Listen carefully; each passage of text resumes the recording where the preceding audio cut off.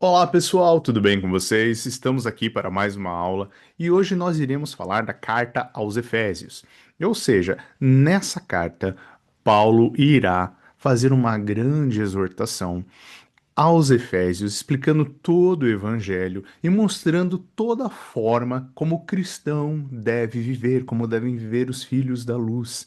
Né? Quais são os procedimentos corretos de um cristão, né? Como ele deve moldar o seu comportamento. E por esse motivo, essa carta, ela é sempre uma carta onde nós devemos consultar constantemente para rever os nossos comportamentos. Então, para que você não perca nenhum detalhe da aula de hoje, acompanha comigo os meus slides. Então, vamos lá. Deixa eu compartilhar com vocês aqui bem rapidinho. Pois muito bem, Efésios. Então, o que você não pode perder de vista? Qual é o conteúdo da carta? É uma carta de encorajamento e exortação, ambientada em um cenário de poderes. Mas que poderes seriam esses, né? Retratando a união entre judeus e gentios por meio de Cristo, tornando-os o povo de Deus como seu triunfo e glória supremos. Quem é o autor da carta? O apóstolo Paulo. Qual é a data? Provavelmente entre 61 e 62 depois de Cristo. Provavelmente de Roma ele escreve essa carta. Qual é o destinatário? Né? Incerto. Talvez seja uma carta circular para muitas igrejas na província da Ásia, da qual Éfeso é a capital. Nenhuma cidade é indicada nos manuscritos primitivos. Paulo presume que os leitores não o conheçam pessoalmente. Então, por que a carta, né, é dita como Efésios? Porque basicamente Éfeso é a capital, né? Então a carta circulava por ali. Em qual ocasião ela foi escrita? Tíquico está levando essa carta, tá ali em Efésios 6, 21, 22. Está também levando duas cartas a Colossos, Colossenses e Filemon, né? Talvez após refletir mais sobre a situação em Colossos e sua glória de Cristo, e conhecendo o temor asiático quanto aos poderes deste mundo de trevas, Paulo escreve uma carta pastoral geral para as igrejas daquela área. Ou seja, então aqui existe uma grande preocupação com esses poderes do mundo de trevas, né? Vamos lá. Aqui, ao que a carta vai dar ênfase, ao escopo cósmico da obra de Cristo, ou seja, tudo que ela envolve, a reconciliação por Cristo de judeus e gentios por meio da cruz, a supremacia de Cristo sobre os poderes em prol da igreja, ou seja, Cristo está acima desses supostos poderes do mal, né? O comportamento cristão reflete a unidade do Espírito. Então vamos lá. Como o livro de Efésios é um livro extremamente recheado de informações importantes e possui poucos capítulos, nós teremos o privilégio de passar capítulo a capítulo, tá? Então, o que eu recomendo já de primeira mão? Pegue uma caneta, um papel, pegue a sua Bíblia, um marca-texto e faça suas anotações. Acredite, esta carta é uma carta que você voltará várias vezes na sua vida para rever algumas coisas. Pois muito bem, então como que ela começa, né? Paulo, como sempre, no capítulo 1, né, ele se apresenta, digamos, sempre como um servo, né, enviado pela vontade de Deus, né? Então aqui, já no versículo 4, o que ele coloca? Porque Deus nos escolheu nele antes da criação do mundo, para sermos santos e irrepreensíveis em sua presença. Ou seja, sempre fizemos parte do plano de Deus. Em amor nos predestinou para sermos adotados como filhos por meio de Jesus Cristo. O que isso quer dizer? Que se dependesse de nós, não seríamos filhos de Deus. Por quê? Porque não conseguiríamos. Então, por amor, nos predestinou a sermos adotados como filhos por meio de Jesus Cristo, ou seja, pela morte do Cordeiro, pelo sacrifício na cruz, né? Por ele justificar os nossos pecados, somos filhos de Deus. Então, a partir do momento que reconhecemos isso, somos filhos de Deus, conforme o bom propósito de Sua vontade, para louvor da Sua glória e graça, a qual deu gratuitamente no amado. Nele temos a redenção por meio de seu sangue, o perdão dos pecados, de acordo com as riquezas da graça, a qual ele derramou sobre nós com toda sabedoria e entendimento. Agora preste atenção. Nele, quando vocês ouvirem e crerem na palavra da verdade, o evangelho que os salvou, vocês serão selados com o espírito da promessa, que é a garantia da nossa herança até a redenção daqueles que pertencem a Deus para louvor e glória. Então, basicamente, né? Neste capítulo, no versículo 13, 14, fica bem claro, né? A questão que a salvação vem pelo reconhecimento do sacrifício de Jesus na cruz, por você crer na palavra, ou seja, a salvação é mediante a fé em Cristo Jesus. Ainda no capítulo 1, tá? No versículo 15. Por essa razão, desde que ouvi falar da fé que vocês têm no Senhor Jesus e do amor que demonstram para com todos os santos, não deixo de dar graças por vocês, mencionando em minhas orações, ou seja, Paulo demonstrando, digamos assim, um afeto por essas pessoas. Peço que o Deus de nosso Senhor Jesus Cristo, o glorioso Pai, lhes dê espírito de sabedoria e de revelação, no pleno conhecimento dele. Oro também para que os olhos do coração de vocês sejam iluminados, a fim de que vocês conheçam a esperança para a qual ele os chamou, as riquezas da gloriosa herança dele nos santos, e a incomparável grandeza do seu poder para conosco, o que cremos conforme a atuação da sua poderosa força. Tá? Então, já no versículo 22, Deus colocou todas as coisas debaixo de seus pés e designou como cabeça de todas as coisas para a igreja, que é o corpo, a plenitude daquele que enche todas as coisas em toda e qualquer circunstância, né?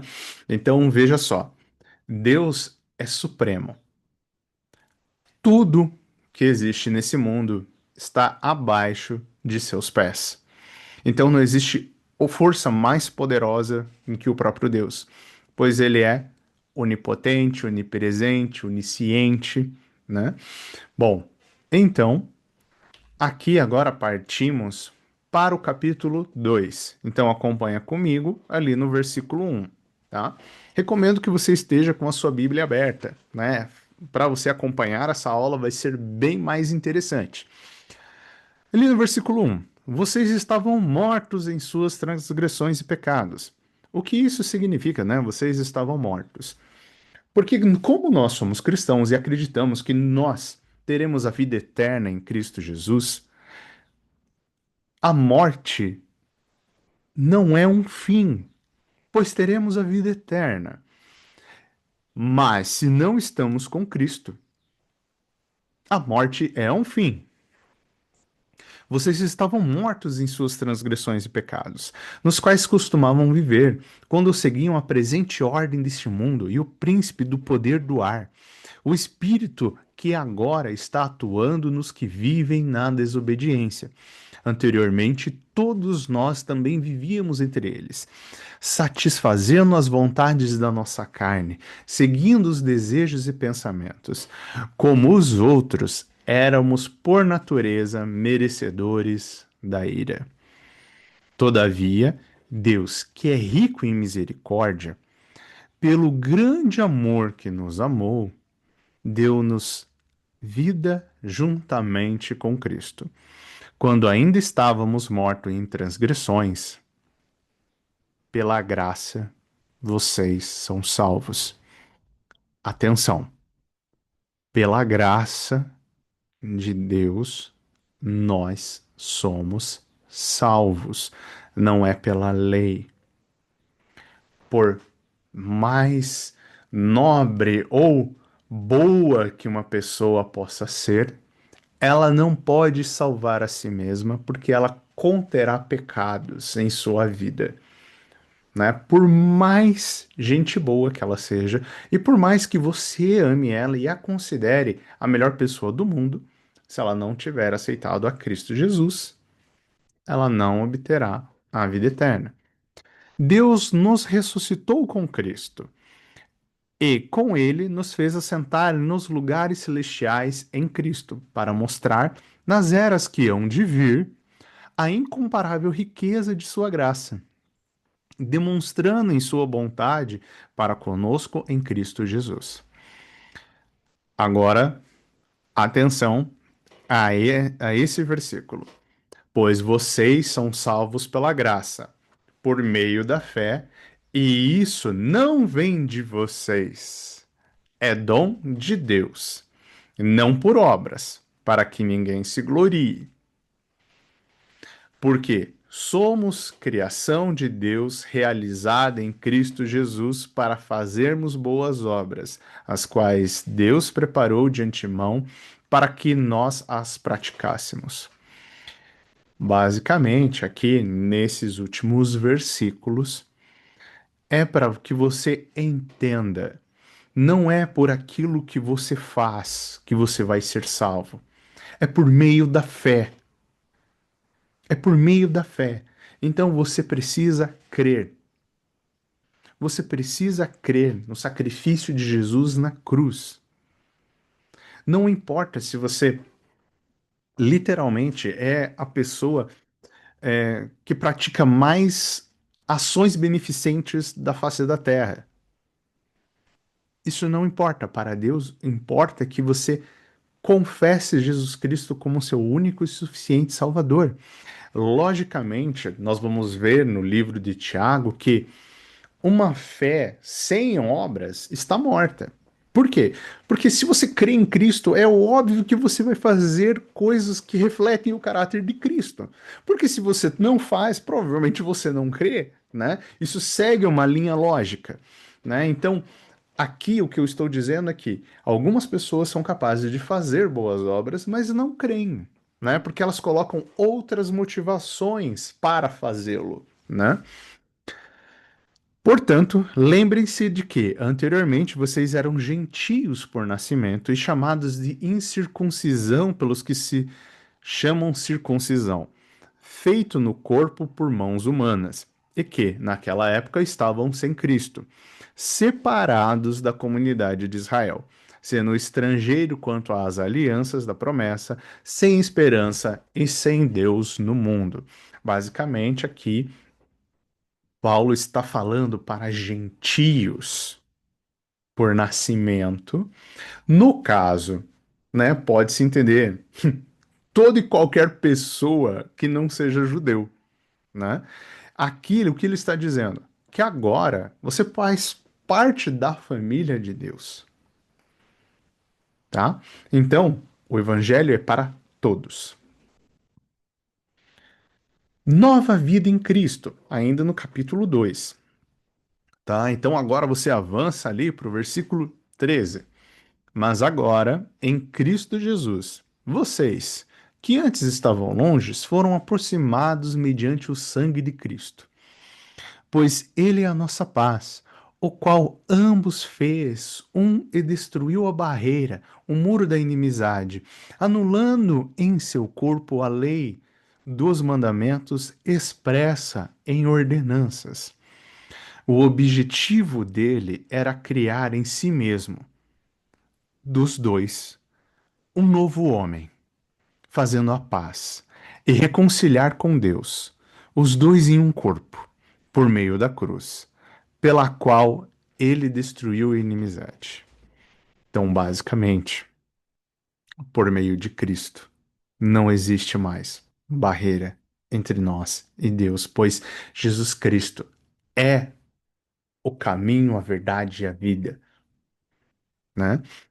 Ele veio e anunciou a paz a vocês que estavam longe e paz aos que estavam perto, pois por meio dele também nós, como vocês, têm acesso ao Pai como um só Espírito. Portanto, vocês já não são estrangeiros e nem forasteiros, mas concidadãos dos santos e membros da família de Deus, edificados sobre o fundamento dos apóstolos e dos profetas, tendo Jesus como pedra angular, do qual todo edifício é ajustado e cresce para tornar-se um santuário santo no Senhor. Nele, vocês também estão sendo juntamente edificados para se tornarem morada de Deus por seu Espírito. Então, vamos lá, né? Agora, a gente avança aqui para o capítulo 3, no qual, né, aqui nós vamos ver como Paulo, ele é o apóstolo, né, dos gentios, né? Então, veja só, aqui Paulo, né, basicamente ele quase que se reapresenta, né? Por essa razão, eu, Paulo, prisioneiro de Cristo Jesus, por amor de vocês, gentios, certamente vocês ouviram falar da responsabilidade imposta a mim em favor de vocês pela graça de Deus. Isto é, o mistério que me foi dado a conhecer por revelação, como já lhe escrevi brevemente. Ao lerem isso, vocês poderão entender a minha compreensão do mistério de Cristo. Esse mistério não foi dado a conhecer aos homens de outras gerações, mas agora foi revelado pelo Espírito Santo aos apóstolos e profetas de Deus. Aqui, veja só, o mistério de Cristo que ele está colocando aqui, ele está falando que este foi revelado, né, pelo Espírito Santo aos apóstolos. Ou seja, ele, Pedro, Tiago, né, a saber que mediante o evangelho os gentios são coerdeiros com Israel, membros do mesmo corpo e coparticipantes da promessa em Cristo Jesus. Então, a partir daqui, né, a partir da vinda do Espírito Santo, né, aos profetas, Paulo está dizendo: você, gentil, você não judeu, você é co-herdeiro dessa promessa em Cristo Jesus. Pense na importância disso. Você que está me ouvindo, provavelmente, né, vive em um país longe de pessoas, né, que são de origem judaica. Veja, talvez um dos meus ouvintes, dentre muitos, seja judeu, mas a maior parte é brasileiro, né? Não tem origem judaica. Então, veja, é muito importante para você entender isso. Caso Jesus Cristo não viesse, caso essa revelação não acontecesse, o evangelho não seria para gentios, só para judeus. Então você entende como isso é importante e como isso faz sentido? Isso faz muito sentido porque como poderia um Deus tão maravilhoso, né, morrer somente para um grupo bem pequenininho? Não, o evangelho é para todos, é por isso que nós temos o ID. Temos que levar o evangelho a todos os povos. Desde que me tornei ministro pelo dom da graça de Deus, a mim foi concedida pela operação de seu poder. Embora eu seja o menor dos menores dentre todos os santos, foi-me concedida esta graça de anunciar aos gentios as insondáveis riquezas de Cristo e esclarecer todos a administração desse mistério que, durante as épocas passadas, foi mantido oculto em Deus, que criou todas as coisas. Ainda aqui no capítulo 3, tá? A intenção dessa graça era agora, mediante a Igreja, a multiforme sabedoria de Deus se tornasse conhecida dos poderes e autoridades nas regiões celestiais, de acordo com o seu eterno plano que ele realizou em Cristo Jesus, nosso Senhor, por intermédio de quem temos livre acesso a Deus pela confiança, pela fé nele. Portanto, peço-lhes que não desanimem por causa das minhas tribulações em seu favor, pois elas são uma glória para vocês. Por essa razão, ajoelho-me diante do Pai, do qual recebe o nome toda a família nos céus e na terra. Oro, né? E veja, essa é a oração de Paulo pelos santos. Oro para que, com as suas gloriosas riquezas, ele os fortaleça no íntimo do seu poder, é, no íntimo do seu ser com poder, por meio do seu espírito, para que Cristo habite em seus corações mediante a fé. Eu oro para vocês, arraigados e alicerçados em amor, possam, juntamente com todos os santos, compreender a largura, o comprimento, a altura e a profundidade e conhecer o amor de Cristo, que excede todo entendimento, para que vocês sejam cheios de toda a plenitude de Deus. Aquele que é capaz de fazer infinitamente mais do que tudo o que pedimos ou pensamos, de acordo com o seu poder que atua em nós. A Ele seja a glória na Igreja em Cristo Jesus, por todas as gerações, para todo sempre. Amém. Muito provavelmente você já deve ter ouvido pelo menos a parte final dessa oração ali, a partir, né, do versículo 20. Aquele que é capaz de fazer infinitamente mais. A oração de Paulo é para que a gente entenda o quão majestosa é a obra de Cristo. E para que a gente ore, se dedique, não desanime, né? Agora, no capítulo 4, avança aí, nós iremos falar sobre a unidade do corpo de Cristo, tá?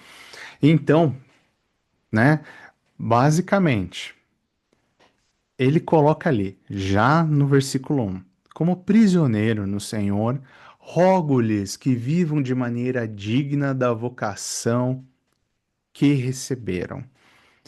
Sejam completamente humildes e dóceis, e sejam pacientes, suportando uns aos outros com amor.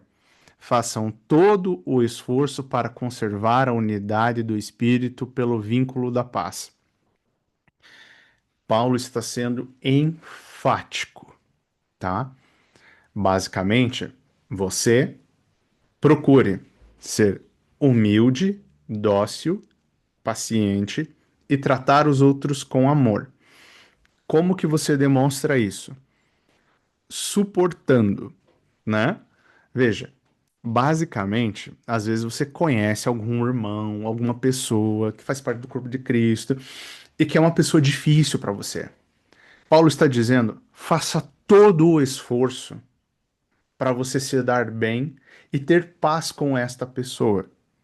Porque, basicamente, a intenção do inimigo, né, é desunificar a igreja, ou seja, criar diferenças.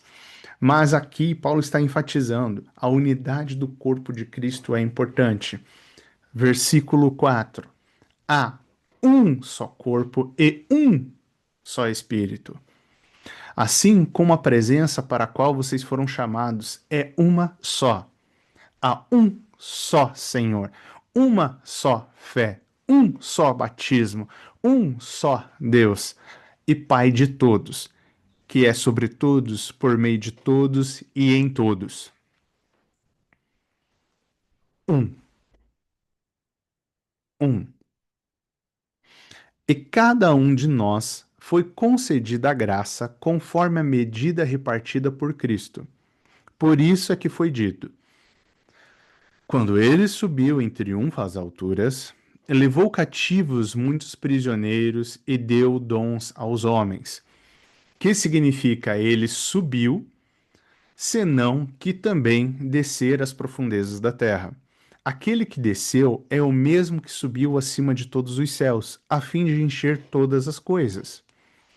Ele designou alguns para apóstolos, outros para profetas, outros para evangelistas, outros para pastores e mestres. Veja, apóstolos, profetas, evangelistas, pastores e mestres, né? Então, basicamente, essa capacitação, em algum momento você pode se identificar com elas, né? Qual, com o fim de preparar os santos para a obra do ministério, para que o corpo de Cristo seja edificado, até que todos alcancemos a unidade da fé e do conhecimento do Filho de Deus e cheguemos à maturidade, atingindo a medida da plenitude de Cristo. O propósito é que não sejamos mais como crianças, levados de um lado para o outro pelas ondas, nem jogados para cá e para lá por todo o vento de doutrina e pela astúcia e esperteza de homens que induzem ao erro. Antes, seguindo a verdade em amor, cresçamos em tudo naquele que é a cabeça, que é Cristo. Então, aqui, veja que importante isso. Basicamente, Paulo está falando que a unidade do corpo de Cristo precisa ser madura, não pode ser como uma criança que é convencida de qualquer coisa, né? Então, veja só, em outras cartas, né, acontece que o povo é enganado por falsos evangelistas, pessoas que apresentam um evangelho que não é o evangelho. Então, aqui ele está dizendo, amadureça, né? Não, você não pode se deixar ser enganado por todo vento de doutrina, né? Antes, seguindo a verdade em amor, cresçamos tudo naquele que é a cabeça, que é Cristo. Cristo é a cabeça da igreja. Ele morreu por nós. Dele, todo o corpo, ajustado e unido pelo auxílio de todas as juntas, cresce e edifica-se, mesmo em amor, na medida em que cada parte realiza sua função. Basicamente, a mão não é mais importante que o pé. O joelho não é mais importante do que o tronco. Cada parte executa a sua função. Assim eu lhes digo, e no Senhor insisto, que vivam mais como que não vivam mais como os gentios, que vivem na futilidade dos seus pensamentos, tá? Opa. Aí aqui ele vai agora falar sobre o procedimento, que ainda estamos no capítulo 4. Eu avisei vocês que cada capítulo tem muita informação, tá? O procedimento dos filhos da luz. Então, vamos lá. Aqui, veja o que Paulo vai dizer. Eles estão obscurecidos no entendimento e separados da vida de Deus por causa da ignorância em que estão, devido ao endurecimento dos seus corações, tendo perdido toda a sensibilidade. Eles se entregaram à depravação, cometendo com avidez toda espécie de impureza. Todavia, não foi assim que vocês aprenderam de Cristo, de fato. Vocês ouviram falar dele e nele foram ensinados de acordo com a verdade que está em Jesus. Preste bastante atenção, né, a tudo que vai se passar na sequência, tá? Pegue aí o seu caderno, faça anotações, sublinhe, marque. E eu vou fazer um pedido especial nessa aula. Enquanto você faz essa aula, também faça reflexões, pois você pode ser confrontado agora com os seus pecados. Então, se no decorrer aqui do que estamos, né, passando, você sentir de Deus que existem pecados a serem confessados, ao terminar essa aula, faça uma oração e, com toda certeza, né, se for de coração, Deus vai te ouvir, né? Então é muito importante confessar os pecados, pedir perdão a Deus. Então vamos lá. Quanto à antiga maneira de viver, vocês foram ensinados a despir-se do velho homem, que se corrompe por desejos enganosos, a serem renovados no modo de pensar e a revestir-se do novo homem, criado para ser semelhante a Deus em justiça e em santidade provenientes da verdade. Portanto, cada um de vocês deve abandonar a mentira e falar a verdade ao seu próximo, pois todos somos membros do mesmo corpo. Vejam só, abandonar a mentira e falar a verdade. Não existe mentira branca. Mentira é mentira. Sabe essa coisa, digamos assim, não, mas eu falei desse jeito para não magoar a pessoa, tal, tudo mais, nananã. Acredite, se você não consegue falar a verdade ou tem medo de falar a verdade, isso às vezes é uma dificuldade sua de se expressar ou de bancar a frustração da outra pessoa quando ela é reprovada de alguma forma. Então, veja, essa é uma questão que você tem que pedir sabedoria, discernimento de Deus para você poder fazer isso. Quando vocês ficarem irados, não pequem. Apaziguem a sua ira antes que o sol se ponha e não deem lugar ao diabo. Então veja só, você é uma pessoa que se ira com facilidade? Verifique isso em você, porque basicamente, quando uma pessoa está irada, ela abre muitas oportunidades para pecar. Porque ela vai desejar o mal da pessoa, ela vai querer agredir, seja fisicamente ou com palavras, ou talvez vai querer se vingar. Então, a ira não deve dar lugar ao diabo. Veja só, Paulo está dizendo isso. Versículo 28. O que furtava, não furte mais, antes trabalhe, fazendo algo útil com as mãos, para que tenha o que repartir com quem estiver em necessidade. E entenda aqui o furtar como ser desonesto com qualquer tipo de trabalho ou negociação. Ou seja, se você está sonegando impostos, se você não está sendo justo em suas negociações, isso também não está correto. Nenhuma palavra torpe saia da boca de vocês, mas apenas a que é útil para edificar os outros, conforme a necessidade, para que se conceda graça aos que ouvem. Vou repetir aqui. Nenhuma palavra torpe saia da boca de vocês, mas apenas a que for útil para edificar os outros. Então, basicamente, assim, tecer críticas a pessoas que não são críticas construtivas, isso é considerado uma palavra torpe. Falar mal, né? Instigar uma pessoa a mentira, a inveja, todas as coisas é considerado uma palavra torpe. Basicamente, a exortação, digamos que você quer, né? Então, por exemplo, você precisa falar alguma coisa para uma pessoa para ela mudar o comportamento dela. Procure falar em amor, porque isso pode ajudá-la. E isso é edificar. Falar palavras de bênção também é edificar. Valorizar o que uma pessoa está fazendo também é edificar.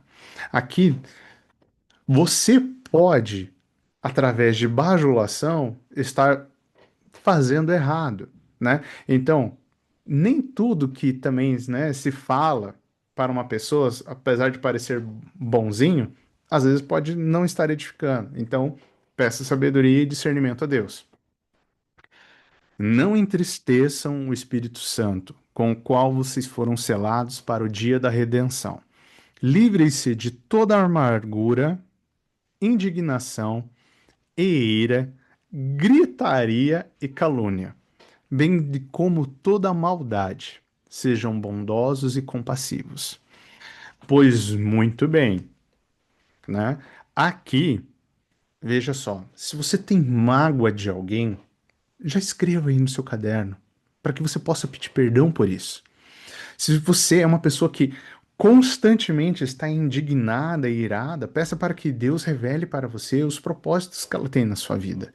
ou para que você consiga se acalmar em relação a isso. Gritaria e calúnia, sabe aquelas brigas onde as pessoas se exaltam, xingam, falam várias coisas? Não, isso não procede de um filho da luz, tá? Bem como de toda maldade. Isso nem precisa se dizer, né? Praticar maldade está completamente fora. Sejam bondosos e compassivos. Ainda aqui, agora, capítulo, né, 5. Portanto, sejam imitadores de Deus, como filhos amados e vivam em amor, como também Cristo nos amou e se entregou por nós como oferta e sacrifício de aroma agradável a Deus. Agora bastante atenção. Entre vocês não deve haver sequer menção de imoralidade sexual, nem de qualquer espécie de impureza, nem de cobiça, pois essas coisas não são próprias para os santos. Não haja obscenidade, nem conversas tolas, nem gracejos imorais que são inconvenientes, mas, ao invés disso, ação de graças. Aqui, veja só, é muito importante você entender uma coisa. Nem sequer menção. Então, palavrões que, em geral, sempre tem cunho sexual, jamais. É bíblico, está escrito. Músicas que contêm contexto sexual, imoralidade sexual, como funk, por exemplo, jamais também. Mas também coisas que levam uma pessoa a ser, a ter cobiça, ganância, também não. Veja, cobiçar as coisas. Tipo, cobiçar é você elevar o seu desejo por uma determinada coisa ao máximo. Isso não vem de Deus e não é próprio aos filhos de Deus que são imitadores de Cristo.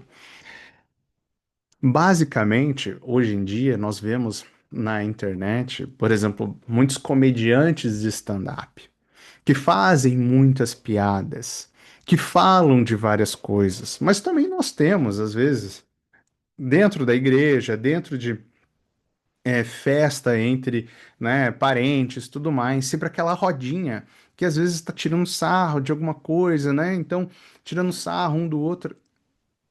Não haja obscenidade, nem conversas tolas, nem gracejos imorais. Isso não vem de Deus. Então, se numa rodinha tiver acontecendo isso, né, em amor, exorte ali os irmãos, falando assim, irmãos, isso não tá certo. Eu não quero participar disso, né? Então, veja, né, vamos dar continuidade aqui. Por que vocês podem estar certos disso? Nenhum imoral, nem impuro, nem ganancioso, que é idólatra. Então, aqui, Paulo está dizendo, o ganancioso, ele é um idólatra. Por quê? Ele deseja tanto alcançar algo que aquilo se torna um Deus para ele. Então, às vezes, um sonho de um grande cargo, um sonho de uma grande riqueza, o sonho de conquistar determinadas coisas pode se tornar um Deus para aquela pessoa. Então vamos lá. Tem herança no reino de Deus, no reino de Cristo e de Deus. Ninguém os engane com palavras tolas, pois é por causa dessas coisas que a ira de Deus vem sobre os que vivem na desobediência. Portanto, não participem dessas coisas. Porque outrora vocês eram trevas, mas agora são luz no Senhor. Vivam como filhos da luz, pois o fruto da luz consiste em toda bondade, justiça e verdade. Aprendam a discernir o que é agradável ao Senhor. Não participem das obras infrutíferas das trevas, antes exponham-se à luz, porque aquilo que eles fazem em oculto, até mencionar é vergonhoso. Mas tudo o que é exposto pela luz torna-se visível, pois a luz torna visível todas as coisas. Por isso que é dito: Desperta, ó a tu que dormes. Levanta-te dentre os mortos, e Cristo resplandecerá sobre ti. Atenção a esse versículo. Tenham cuidado com a maneira como vocês vivem, que não seja como os insensatos, mas como os sábios, aproveitando ao máximo cada oportunidade, porque os dias são maus. Portanto, não sejam insensatos, mas procurem compreender qual é a vontade do Senhor. Então, buscar por sabedoria, por discernimento, seguir a palavra de Deus.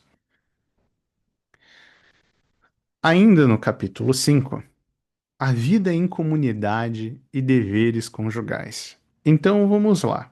Aqui existem muitas orientações e vocês vão ver como a palavra de Deus ela faz total sentido e ela é perfeita.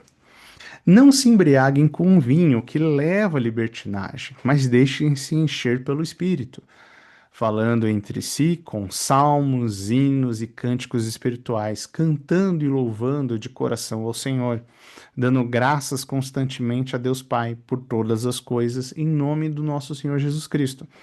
Aqui, veja, ele dá essa orientação, né, não se embriaguem com vinho, porque Paulo ele sabe muito bem que a pessoa toma vinho e dali a pouco ela perde completamente a noção do seu comportamento.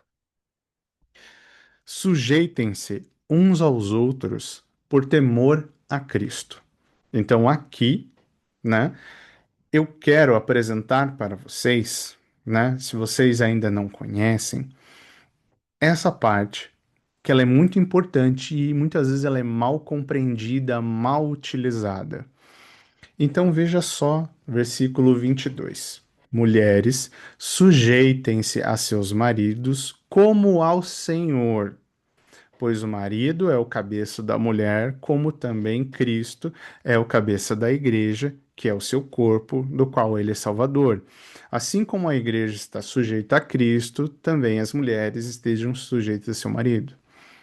Então veja só, basicamente, aqui está se dizendo que o homem é a cabeça.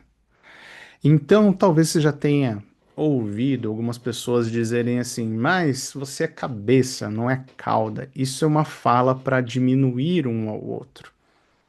Mas aqui não é a questão.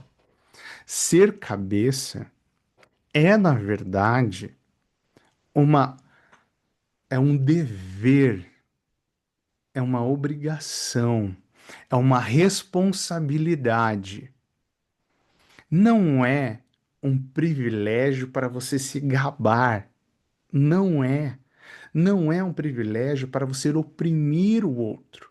Agora veja o seguinte, né? Porque esta mulher, ela tem que sujeitar-se, né, a esse marido como se fosse ao Senhor.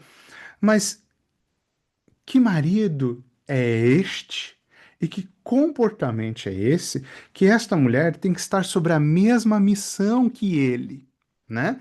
Maridos, amem as suas mulheres, assim como Cristo amou a igreja e entregou-se a si mesmo por ela, para santificá-la, tendo purificada pelo lavar da água mediante a palavra, e apresentá-la a si mesmo como igreja gloriosa, sem mancha nem ruga ou coisa semelhante, mas santa e inculpável.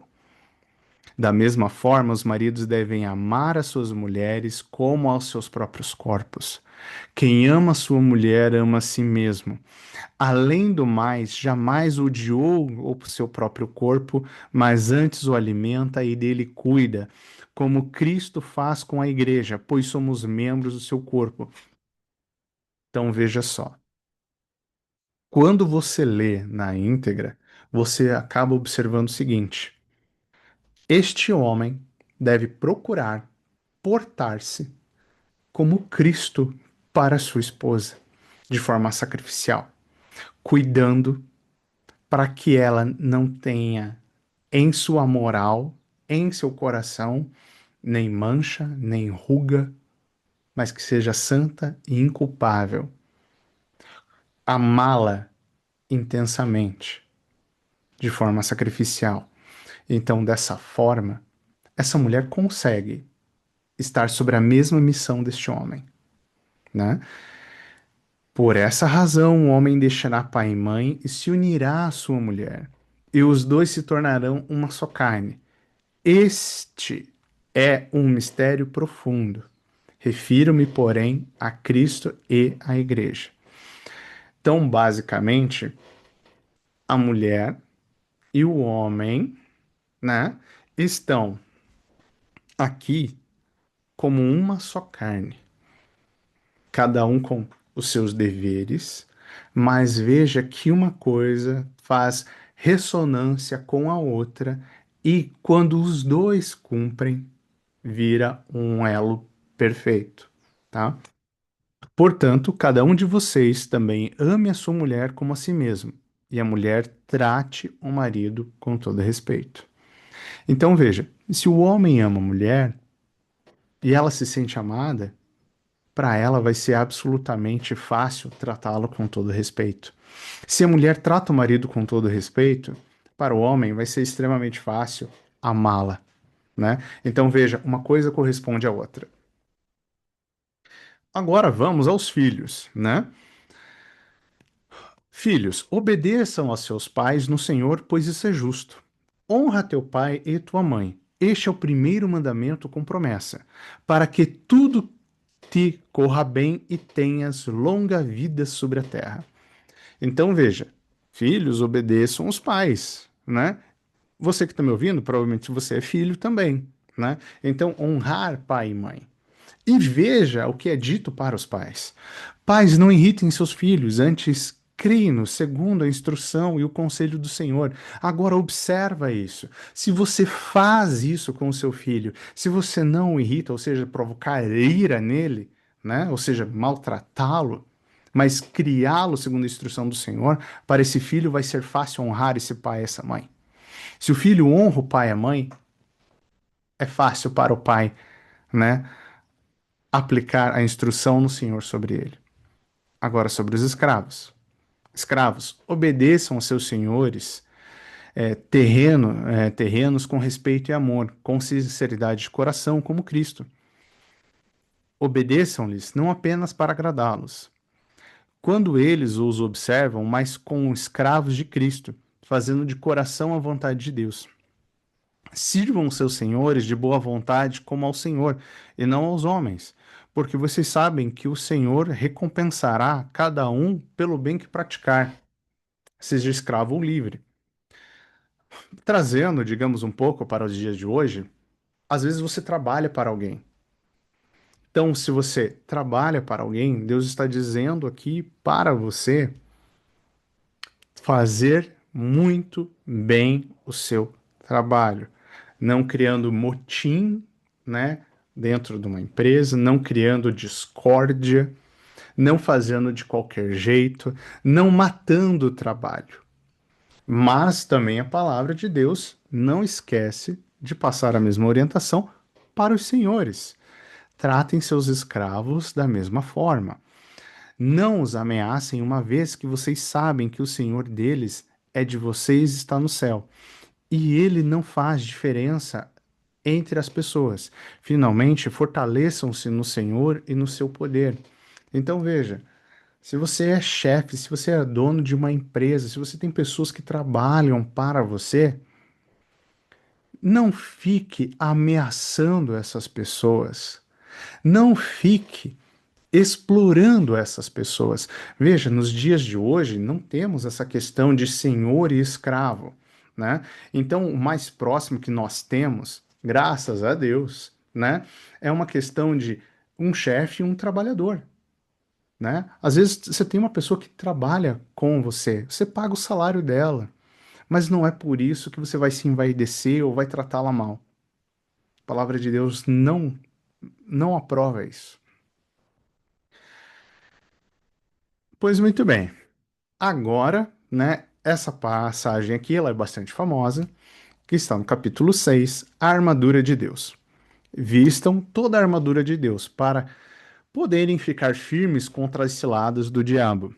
pois a nossa luta não é contra pessoas, mas contra poderes e autoridades, contra os dominadores deste mundo de trevas, contra as forças espirituais do mal nas regiões celestiais. Por isso, vistam toda a armadura de Deus, para que possam resistir no dia mau e permanecer inabaláveis depois de terem feito tudo. Assim, mantenham-se firmes, cingindo-se do cinto da verdade, vestindo a couraça da justiça e tendo os pés calçados com a prontidão do evangelho da paz. Além disso, usem o escudo da fé, com o qual vocês poderão apagar todas as setas inflamadas do maligno. Usem o capacete da salvação e a espada do Espírito, que é a palavra de Deus. Orem no Espírito em todas as ocasiões, com toda a oração e súplica.